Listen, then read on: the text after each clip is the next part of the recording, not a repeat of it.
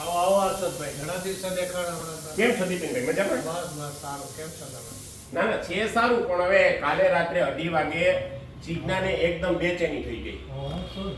અરે એને એકદમ બેચેની થઈ ગઈ કે મને કંઈક થાય છે. એટલે હું કન્ફ્યુઝ થઈ ગયો રાત્રે 2:30 વાગે યાર શું કરવું. પછી તાત્કાલિક જીજ્ઞાને ગાડીમાં બેસાડી અને ગાડી બહાર કાઢી. અમને કહેવાય ને, અમે અહીંયા નીચે જ રહી ગયા આટલા અરે. વર્ષ પડોશી. અરે તમે પડોશી છે એ તો બરોબર, પણ મને કઈ ખબર જ ના પડી અને મેં તો છે ને ગાડી કાલાવા રોડ ઉપર દોડાવી. ઓહો, પછી હોસ્પિટલે લઈ ગયા? અરે હોસ્પિટલે તો ઠીક, પણ મને છે ને પછી 25 વર્ષનો અમારો અનુભવ કામ આવ્યો અને મને ખબર પડી અને કાલાવા રોડ ઉપર આગળ જઈ એક રેસ્ટોરન્ટમાં જઈને 150 ગ્રામ ફાફડાનો ઓર્ડર કર્યો. હવે કેવું લાગે છે? 50%. તો હવે હવે ચિપ્સ એ છોટું 100 ગ્રામ ચિપ્સ લાવતો. અને 4 પુદીના ચટણી લેતો હતો. હવે કેવું ફીલ થાય છે? હવે બરાબર ઓકે. ઓકે.